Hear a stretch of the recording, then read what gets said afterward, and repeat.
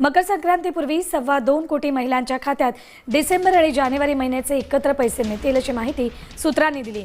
दोन्ही महिन्यांचे एकत्रित 3,000 रुपये जमा करण्याचे नियोजन सुरू आहे। यासाठी महिला आणि बालविकास विभागाने 6,700 कोटींच्या निधीची मागणी वित्त विभागाकडे केली आहे। पालिका निवडणुकीची आचारसंहिता असली तरी ही जुनी योजना असल्याने लाभाचं वितरण थांबणार नाही असं प्रशासनाने स्पष्ट केले।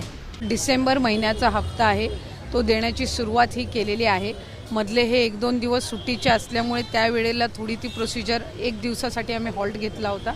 आजपासून पुन्हा एकदा साधारणपणे पुढच्या 3-4 दिवसाच्या कालावधीमध्ये ज्या काही लाभार्थी आहेत लाडक्या बहीण योजनेच्या त्यांच्या खात्यामध्ये थेट जो लाभ आहे डिसेंबर महिन्याचा हा पोहोचवण्यात येत आहे। नागपूरच्या अधिवेशनाच्या वेळेलाच जर आपण सगळ्यांनी माहिती घेतली असेल तर त्यावेळेलाच जो डिसेंबर महिन्याचा हप्त्याचा निधी आहे 1400 कोटीचा हा विभागाला प्राप्त झालेला आहे आणि याला साधारणपणे आता 10 ते 15 दिवस झालेले आहेत। त्याच्यामुळे दुसऱ्या कुठल्याही विभागाचा निधी हा महिला व बालविकास विभागाला लाडक्या बहीण योजनेला देण्यात आलेला नाही आहे। हा साधारणपणे दर महिन्याच्या हप्त्यासाठीचा जो निधी आहे हा 10 दिवसापूर्वी आम्हाला प्राप्त झाला आणि आचारसंहितेच्या कालावधीमध्ये 1-1.5 महिन्याच्या कालावधीमध्ये जो लाडक्या बहिणीचा हप्ता आचारसंहितेमुळे स्थगित होता त्याची सुरुवात आम्ही केलेली आहे आणि याचा दुसऱ्या कुठल्याही विभागाच्या निधीशी काही संबंध नाही। आम्ही विभाग म्हणून आता पुढच्या कालावधीमध्ये महिलांना आर्थिक साक्षरता त्यांच्यामध्ये आणणं म्हणजे फायनान्शियली त्यांना लिटरसी त्यांना लिटरेट करणं या दृष्टिकोनातून आम्ही काही उपक्रम हाती घेणार आहोत।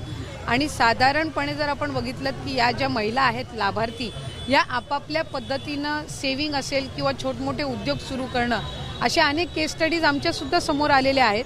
आम्ही फायनान्शियल लिटरसी आणण्याच्या दृष्टिकोनातून पुढच्या कालावधीमध्ये काम हे निश्चितपणाने करणार।